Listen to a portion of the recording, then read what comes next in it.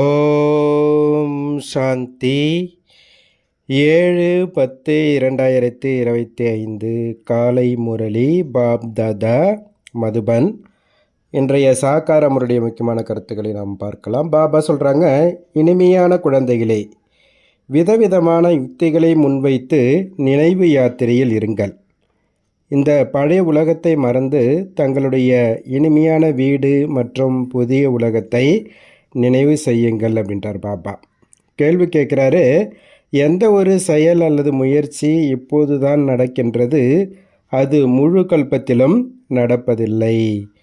பாபா பதில் சொல்கிறாங்க, நினைவு யாத்திரையிலிருந்து ஆத்மாவை தூய்மையாக்கும் முயற்சி, முழு உலகத்தையும் தூய்மையற்ற நிலையிலிருந்து தூய்மையாக்கும் செயல் முழு கல்பத்திலும் இந்த சங்கமயுகத்தில் மட்டுமே நடக்கின்றது.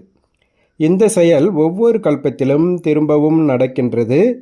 குழந்தைகளாகிய நீங்கள் இந்த ஆரம்பம் முடிவுமற்ற நாடகத்தின் அதிசயமான ரகசியத்தை புரிந்து கொள்கிறீர்கள் என்றார் பாபா. ஓம் சாந்தி. ஆன்மீக தந்தை ஆன்மீக குழந்தைகளுக்கு புரிய வைக்கின்றார். ஆகையினால் ஆன்மீக குழந்தைகள் ஆத்ம அபிமானி அல்லது ஆன்மீக நிலையில் நிச்சய புத்தி உடையவர்களாக ஆகி அமர வேண்டும் அல்லது கேட்க வேண்டும் என்றார் பாபா. ஆத்மா இந்த கர்மேந்திரியங்களின் மூலம் கேட்கின்றது என்பதை உறுதியாக நினைவு செய்து கொண்டே இருங்கள் என்று பாபா புரிய வைத்திருக்கின்றார். சத்கதி மற்றும் துர்கதியினுடைய இந்த சக்கரம் ஒவ்வொருவருடைய புத்தியில் இருக்க வேண்டும். இதில் ஞானம் மற்றும் பக்தி அனைத்தும் வந்துவிடுகின்றது. ஞானம் மற்றும் பக்தி, சுகம் மற்றும் துக்கம், பகல் மற்றும் இரவினுடைய விளையாட்டு எப்படி நடக்கின்றது என்பது நடக்கும் போதும் சுற்றும் போதும் புத்தியில் இருக்க வேண்டும் என்றார் பாபா. நாம் 84 பிறவிகளின் நடிப்பை நடிக்கின்றோம். தந்தைக்கு நினைவிருக்கிறது எனும் பொழுது குழந்தைகளையும் நினைவில் இருக்க முயற்சி செய்ய வைக்கின்றார். இதில் உங்களுடைய பாவ கர்மங்களும் விநாசம் ஆகின்றது மற்றும் நீங்கள் ராஜ்யத்தையும் அடைகின்றீர்கள். இந்த பழைய உலகம் இப்பொழுது அழியப் போகின்றது என்பதை நீங்கள் தெரிந்துள்ளீர்கள். பழைய கட்டிடம் இருக்கின்றது, பிறகு புதிய கட்டடம் கட்டுகிறார்கள் என்றால் இப்போது நாம் புதிய கட்டடத்திற்கு செல்வோம் என்ற நிச்சயம் உள்ளுக்குள் இருக்கிறதல்லவா? பிறகு புதிய கட்டடம் கட்டுவதற்கு 1 அல்லது 2 வருடங்கள் பிடிக்கின்றது. புது தில்லியில் அரசாங்க கட்டிடங்கள் போன்றவைகள் உருவாகின்றன என்றால் கண்டிப்பாக நாம் மாறி புதுதில்லிக்கு செல்வோம் என்று அரசு சொல்லும் அல்லவா? இந்த முழு எல்லையற்ற உலகமும் பழையது என்பதை குழந்தைகளாகிய நீங்கள் தெரிந்துள்ளீர்கள். இப்போது புதிய உலகத்திற்கு செல்ல வேண்டும். பாபா யுக்திகளை கூறுகின்றார். இப்படிப்பட்ட யுக்திகளின் மூலம் புத்தியை நினைவு யாத்திரையில் ஈடுபடுத்த வேண்டும். பாபா விதவிதமாக எப்படி நினைவு யாத்திரையில் இருக்கிறதுக்கு அப்படின்றத சொல்லித்தராரு. எந்த வீட்டிற்கு செல்வதற்காக மனிதர்கள் வழி தெரியாமல் அலைந்து கொண்டிருக்கின்றார்களோ அந்த வீட்டிற்கு இப்பொழுது நாம் செல்ல வேண்டும். ஆகையினால் இனிமையான வீட்டை நினைவு செய்ய வேண்டும். இந்த துக்கதாமம் இப்போது அழிய வேண்டும் என்பதும் இனிமேலும் இனிமையான குழந்தைகளுக்கு புரிய வைக்கப்பட்டுள்ளது. நீங்கள் இங்கே இருந்து கொண்டிருக்கலாம், ஆனால் இந்த பழைய உலகம் பிடிக்கவில்லை. நாம் இப்போது புதிய உலகத்திற்கு செல்ல வேண்டும். காண்பதற்கு சித்திரங்கள் எதுவும் இல்லாமலும் போகலாம். ஆனாலும் கூட இப்போது பழைய உலகத்தினுடைய இறுதி. இப்பொழுது நாம் புதிய உலகத்திற்கு செல்வோம் என்பதை புரிந்து கொள்கிறீர்கள். பக்தி மார்க்கத்தின் சித்திரங்கள் எவ்வளவு அதிகமாக இருக்கின்றன. அவற்றோடு ஒப்பிடும் பொழுது உங்களுடைய சித்திரங்கள் மிகவும் குறைவுதான் என்றார் பாபா. இவை உங்களுடைய ஞான மார்க்கத்தின் சித்திரங்களாகும் மற்றும் அவை அனைத்தும் பக்தி மார்க்கத்தின் சித்திரங்களாகும். பக்தி முழுவதும் சித்திரங்களை வைத்தே நடக்கின்றது. உங்களுடைய சித்திரங்கள் உண்மையானவைகளாகும். ஆகினால் தவறானது என்ன, சரியானது என்ன என்பதை நீங்கள் புரிய வைக்க முடியும். பாபாவை ஞானக்கடல் என்று சொல்லப்படுகின்றது. உங்களுக்கு இந்த ஞானம் இருக்கின்றது. முழு கல்பத்திலும் நாம் எத்தனை பிறவிகள் எடுத்திருக்கின்றோம், இந்த சக்கரம் எப்படி சுற்றுகின்றது என்பதை நீங்கள் தெரிந்துள்ளீர்கள். நீங்கள் எப்பொழுதும் பாபாவுடைய நினைவு மற்றும் இந்த ஞானத்தில் இருக்க வேண்டும். பாபா உங்களுக்கு படைப்பவர் மற்றும் படைப்பினுடைய முழு ஞானத்தையும் கொடுக்கின்றார். எனவே பாபாவுடைய நினைவும் இருக்கின்றது. நான் உங்களுடைய தந்தை, டீச்சர், சத்குருவாக இருக்கின்றேன் என்று பாபா புரிய வைத்திருக்கின்றார். நீங்கள் இதை மட்டும் புரிய வையுங்கள். நீங்கள் என்னை தூய்மையற்றவர்களை தூய்மையாக்குபவர், விடுவிப்பவர், வழிகாட்டி என்று சொல்கிறீர்கள் அல்லவா? எங்கே செல்வதற்கான வழிகாட்டியாக இருக்கின்றார் என்று பாபா கேட்கின்றார். சாந்திதாமம் முக்திசாமம் செல்வதற்கான வழிகாட்டியாவார். பாபா அங்கே வரை அழைத்து சென்று விட்டு விடுவார். குழந்தைகளுக்கு படிப்பித்து கற்றுக் கொடுத்து மலர்களாக ஆக்கி வீட்டிற்கு அழைத்து சென்று விட்டு விடுவார். பாபாவை தவிர வேறு யாரும் அழைத்து செல்ல முடியாது. யார் எவ்வளவுதான் தத்துவ ஞானியாக இருந்தாலும் அல்லது பிரம்ம ஞானியாக இருந்தாலும் அழைத்து செல்ல முடியாது. நாம் பிரம்மத்தோடு ஐக்கியமாகி விடுவோம் என்று அவர்கள் நினைக்கிறார்கள். சாந்திதாமம் நம்முடைய வீடு என்பது உங்களுடைய புத்தியில் இருக்கின்றது. அங்கே சென்று பிறகு புதிய உலகத்தில் முதலில் வருவோம். அவர்கள் அனைவரும் பிறகு வரக்கூடியவர்களாவார்கள். அனைத்து தர்மங்களும் எப்படி வரிசைக்கிரமாக வருகிறார்கள் என்பதை நீங்கள் தெரிந்துள்ளீர்கள். சத்தியுகம் திரதாவில் யாருடைய ராஜ்யம் இருக்கின்றது? அவருடைய தர்ம சாஸ்திரம் என்ன? சூரிய வம்சம் சந்திர வம்சத்திற்கு ஒரே சாஸ்திரம்தான் இருக்கின்றது. ஆனால் அந்த கீதை ஒன்றும் உண்மையானது அல்ல. ஏனென்றால் உங்களுக்கு கிடைக்கின்ற ஞானமானது இங்கேயே முடிந்து விடுகின்றது என்றார் பாபா. பக்தி மாத்திர கீதை உண்மை கிடையாது. ஏன்னா இப்போ பாபா கிட்டேருந்து நம்ம டைரெக்டாக கீதையை கேட்டுட்ருக்கோம். அது இங்கே முடிஞ்சிடுது. அங்கே எந்த சாஸ்திரமும் இல்லை. துவாபர யுகத்திலிருந்து எந்த தர்மங்கள் வருகின்றனவோ அவற்றின் சாஸ்திரங்கள் இருக்கின்றன, இருந்து கொண்டும் வருகின்றது. இப்பொழுது மீண்டும் ஒரு தர்மத்தின் ஸ்தாபனை நடக்கின்றது. மற்றவை அனைத்தும் அழிந்துவிடும். ஒரு ராஜ்யம், ஒரு தர்மம், ஒரு மொழி, ஒரு வழி இருக்க வேண்டும் என்று சொல்லி கொண்டிருக்கின்றார்கள். அது ஒருவரின் ஸ்தாபனை ஆக முடியும். குழந்தைகளாகிய உங்களுடைய புத்தியில் சத்தியுகத்திலிருந்து கலியுக கடைசி வரையுமான முழு ஞானமும் இருக்கின்றது. இப்பொழுது தூய்மையாவதற்காக முயற்சி செய்யுங்கள் என்று பாபா கூறுகின்றார். தூய்மையற்றவர்களாக ஆவதற்கு உங்களுக்கு அரை கல்பம் ஆகியது. உண்மையில் சொல்லப்போனால் முழு கல்பம் என்றே சொல்லலாம். இந்த நினைவு யாத்திரையை நீங்கள் இப்பொழுதுதான் கற்றுக்கொள்கின்றீர்கள். இது அங்கே இல்லை. தேவதைகள் தூய்மையற்ற நிலையிலிருந்து தூய்மையாவதற்கு முயற்சி செய்வதில்லை. அவர்கள் முதலில் ராஜயோகம் கற்றுக்கொண்டு இங்கிருந்து தூய்மையாக ஆகி செல்கிறார்கள். அதனை சுகதாமம் என்று சொல்லப்படுகின்றது. முழு கல்பத்திலும் இப்பொழுது மட்டும் நாம் நினைவு யாத்திரையின் முயற்சி செய்கிறோம் என்பதை நீங்கள் தெரிந்துள்ளீர்கள். பிறகு தூய்மையற்ற உலகத்தை தூய்மையாக்குவதற்காக இதே முயற்சி அல்லது நடிப்பு தான் கல்பத்திற்கு பிறகு திரும்பவும் நடக்கும். கண்டிப்பாக சக்கரத்தை சுற்றுவோம் அல்லவா? இது நாடகம். ஆத்மாக்கள் அனைவரும் நடிகர்கள். அவற்றில் அழிவற்ற நடிப்பு நிறைந்துள்ளது என்பது போன்ற விஷயங்கள் உங்களுடைய புத்தியில் இருக்கின்றது. எப்படி அந்த நாடகம் நடக்கின்றதோ அது போலாகும்.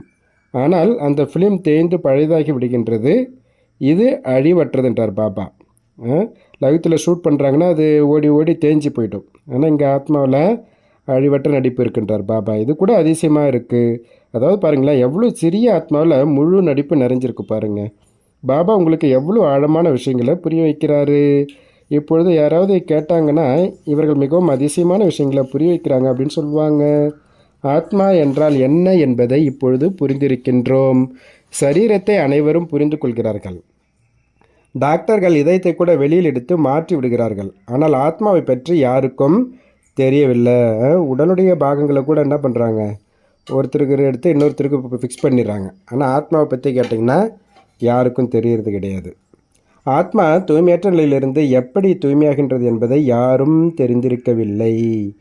தூய்மையற்ற ஆத்மா, தூய்மையான ஆத்மா, மகான் ஆத்மா என்று சொல்கிறார்கள் அல்லவா? ஹே தூய்மையற்றவர்களை தூய்மையாக்குபவரே, வாருங்கள், வந்து என்னை தூய்மையாக்குங்கள் என்று அழைக்கின்றார்கள். ஆனால் ஆத்மா எப்படி தூய்மையாகும்? அதற்கு அழிவற்ற டாக்டர் வேண்டும். யார் மறுபிரிவு அற்றவராக இருக்கிறாரோ அவரை ஆத்மா அழைக்கின்றது. ஆத்மாவை தூய்மையாக்குவதற்கான மருந்து அவரிடம்தான் இருக்கின்றது. பகவான் படிப்பிக்கின்றார். கண்டிப்பாக உங்களை பகவான் பகவதியாக ஆக்குவார் என்பது குழந்தைகளாகிய உங்களுக்கு குஷியில் மெய் சிலிர்த்துவிட வேண்டும் என்றார் பாபா. பக்தி மார்க்கத்தில் இந்த லட்சுமி நாராயணனை பகவான் பகவதி என்றுதான் சொல்கிறார்கள். எனவே எப்படி ராஜா ராணியோ அப்படிதான் பிரஜைகள் இருப்பார்கள் அல்லவா? தனக்கு சமமாக தூய்மையாகவும் ஆக்குகின்றார், ஞான கடலாகவும் ஆக்குகின்றார். பிறகு தன்னை விடவும் அதிகமாக உலகத்திற்கு எஜமானர்களாக மாற்றுகின்றார். தூய்மையான மற்றும் தூய்மையற்ற முழுமையான நடிப்பை நீங்கள் நடிக்க வேண்டியிருக்கின்றது. மீண்டும் ஆதி சனாதன தேவி தேவதா தர்மத்தை ஸ்தாபனை செய்ய வந்திருக்கின்றார் என்று நீங்கள் தெரிந்துள்ளீர்கள். அதைத்தான் தர்மம் மறைந்துவிட்டது என்று சொல்கிறார்கள். இதனை ஆலமரத்தோடு ஒப்பிடப்பட்டுள்ளது. நிறைய கிளைகள் வருகின்றன, தண்டு இல்லை. இங்கே கூட எத்தனை தர்மங்களின் கிளைகள் வந்துள்ளன. அஸ்திவாரமான தேவதா தர்மம் இல்லை, மறைந்திருக்கின்றது. அந்த தர்மம் இருக்கிறது, ஆனால் தர்மத்தின் பெயரை மாற்றிவிட்டார்கள் என்று பாபா கூறுகின்றார். தூய்மையாக இல்லாத காரணத்தினால் உங்களை தேவதைகள் என்று சொல்ல முடியாது. இல்லாமல் இருந்தால்தான் பாபா படைப்பை படைக்க முடியும். நாம் தூய்மையான தேவதைகளாக இருந்தோம், இப்பொழுது தூய்மையற்றவர்களாக ஆகியுள்ளோம் என்று நீங்கள் இப்பொழுது புரிந்து கொள்கிறீர்கள். ஒவ்வொரு பொருளும் இப்படி ஆகின்றது. அதாவது சிருஷ்டியில் ஒவ்வொரு பொருளுமே இந்த சதோ ரஜோ தமோ 3 நிலைகளை கடந்தே ஆக வேண்டியிருக்கு. குழந்தைகளாகி நீங்கள் மறக்கக்கூடாதுன்றார் பாப்பா. முதலில் முக்கியமான குறிக்கோள் என்னென்னா, தந்தையை நினைவு செய்வது. இதன் மூலம்தான் தூய்மையாக வேண்டும். எங்களை தூய்மையாக ஆக்குங்கள் என்றுதான் அனைவரும் சொல்கிறார்கள். எங்களை ராஜாராணி ஆக்குங்கள் என்று யாரும் சொல்ல மாட்டார்கள். எனவே குழந்தைகளாகி உங்களுக்கு மிகுந்த பெருமிதம் இருக்க வேண்டும். இங்கே பாபா நம்மளை தூய்மையாக ஆக்குறாரு, ராஜாராணி ஆக்குறாரு. நாம் பகவானுடைய குழந்தைகள், கண்டிப்பாக நமக்கு ஆஸ்தி கிடைக்க வேண்டும் என்பதை நீங்கள் தெரிந்துள்ளீர்கள். கல்ப கல்பமாக இந்த நடிப்பை நடித்துள்ளீர்கள். மரம் வளர்ந்து கொண்டேதான் செல்லும், இது சத்கதிக்கான பொருள் என்று பாபா சித்திரங்களை வைத்து கூட புரிய வைத்திருக்கின்றார். நீங்கள் வாயின் மூலமாக புரிய வைக்கின்றீர்கள், படங்களை வைத்தும் புரிய வைக்கின்றீர்கள். உங்களுடைய இந்த சித்திரங்களில் சிருஷ்டியின் முதலிடை கடைசியின் ரகசியம் வந்துவிடுகின்றது. யார் சேவை செய்யக்கூடிய குழந்தைகளோ அவர்கள் தங்களுக்கு சமமாக ஆக்கி கொண்டே செல்கிறார்கள். படித்து படிப்பிக்க முயற்சி செய்ய வேண்டும். எந்த அளவிற்கு அதிகம் படிக்கிறார்களோ அந்த அளவிற்கு உயர்ந்த பதவியை அடைவார்கள். நான் முயற்சி என்னவோ செய்ய வைக்கின்றேன், ஆனால் அதிர்ஷ்டமும் இருக்க வேண்டும் அல்லவா என்று பாபா கூறுகின்றார். ஒவ்வொருவரும் நாடகத்தின்படி முயற்சி செய்து கொண்டே இருக்கின்றார்கள். நாடகத்தின் ரகசியத்தை கூட பாபா புரிய வைத்திருக்கின்றார். பாபா தந்தையாகவும் இருக்கின்றார், டீச்சராகவும் இருக்கின்றார், கூடவே அழைத்து செல்லக்கூடிய உண்மையிலும் உண்மையான சத்குருவாகவும் இருக்கின்றார். அந்த தந்தை அழிவற்ற மூர்த்தி ஆவார். இந்த புருவ மத்திய ஆத்மாவின் அழிவற்ற சிம்மாசனம் அல்லவா, அதன் மூலம் இந்த நடிப்பை நடிக்கின்றது. எனவே தந்தை கூட நடிப்பை நடிக்க, சத்கதி அடைய வைக்க சிம்மாசனம் வேண்டும் அல்லவா. நான் சாதாரண உடலில்தான் வரவேண்டியிருக்கிறது என்று பாபா கூறுகின்றார். பகட்டான அலங்காரம் எதையும் வைத்து கொள்ள முடியாது. அந்த குருக்களின் சீடர்கள் குருவிற்காக தங்க சிம்மாசனம், மாளிகை போன்றவற்றை உருவாக்குகிறார்கள். நீங்கள் என்ன உருவாக்குவீர்கள் என்றார் பாபா. நீங்கள் குழந்தைகளாகவும் இருக்கிறீங்க, மாணவர்களாகவும் இருக்கின்றீர்கள். எனவே நீங்கள் அவருக்காக என்ன செய்வீர்கள், என்ன கட்டுவீர்கள் என்றார் பாபா.